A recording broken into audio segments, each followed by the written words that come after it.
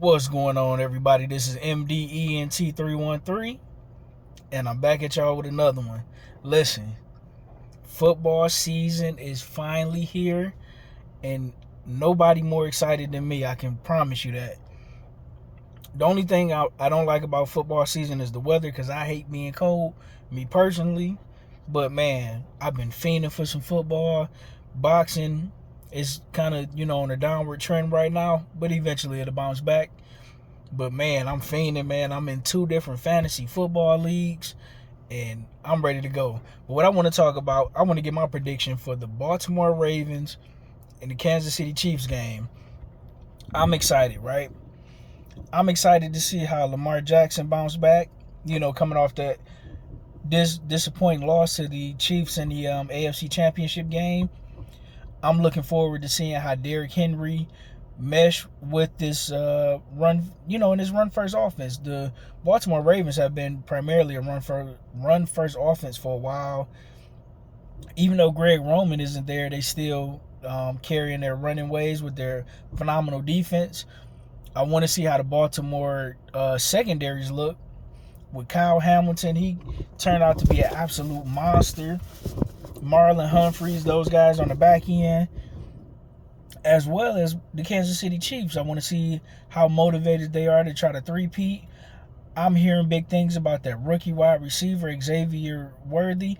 I picked him up in my other fantasy football league, so I'm excited to see what he's going to do. Man, I got this being a close game, right? I'm going to go 24-21 Baltimore Ravens. I think with Mark Andrews coming back for the Baltimore Ravens, that's going to be huge for Lamar Jackson. He's going to be hitting Mark Andrews all across the middle. I do think the Kansas City Chiefs secondary is going to be a little bit weaker, even though they still have a good corner, and they lost Ladarius Sneed to the Tennessee Titans, so that's going to hurt big time. But they still have the other guy on the other side. I remember they got him in the back end of the draft, not last year, but the year prior. Phenomenal corner. That cornerback duo was actually pretty tough. What is his name? Oh, it slipped my mind right now. But he's phenomenal. But I do think Sneed not being on the other side of him is going to hurt. And then I like to see what Kansas City, the middle of that defense, is going to do, that linebacker core specifically.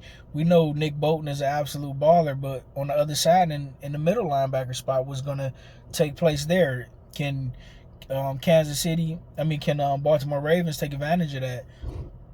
Also, I'm looking to see, I'm sorry not to go back and forth, but I'm also looking to see what Zay Flowers is going to do.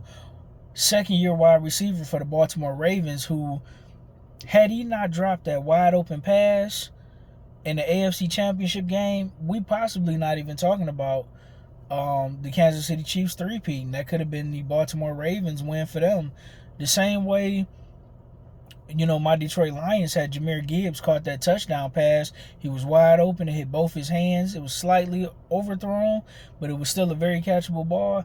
Had he caught that pass, and my Lions been up 4 touchdowns instead of 3 going into that second half, we could have been talking about a whole different Super Bowl and possibly the Lions winning the Super Bowl. So I'm looking to see how Zay Flowers is going to bounce back, Lamar Jackson, how motivated Derrick Henry is. Mark Andrews is back. He was, he missed a lot of last season. Travis Kelce, last year for the Kansas City Chiefs, he was huge in the playoffs, but he was quiet all season long. I wonder if he's going to be able to. I think he'll do better without all the Taylor Swift stuff. It was, a big storyline last year. I don't think it'll be as big of a storyline this year, and I don't think it'll be as big of a distraction. But sometimes, when you're winning these Super Bowls like this, sometimes, you can kind of have a Super Bowl hangover. You can get a little too arrogant, a little too cocky. We've seen the Patriots sometimes couldn't three-peat or never could three-peat. They'll win 2, lose 1, or lose 2, and then come back and get 1.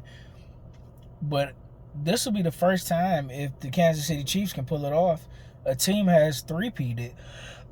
in the modern Super Bowl era. So this is going to be a big game. I'm looking forward to it. I can't wait to see it. But I do got the Baltimore Ravens. They're going to be much better with Mark Andrews back in the lineup.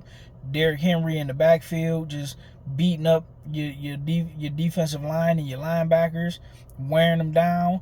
Zay Flowers, I believe, is going to be more motivated than ever. And I'm excited. I think this is going to be a intense chess match, and I'm here for it, ladies and gentlemen. Andy Reid, coach of the Kansas City Chiefs, John Harbaugh, coach of the Baltimore Ravens. We got the Super Bowl MVP versus the regular season MVP. It don't get much bigger than this, ladies and gentlemen. What a way to open up the NFL regular season. Let's go. 24-21 Baltimore Ravens. Let me know who you got in the comment section. Like, share, and subscribe to the greatest sports show on YouTube.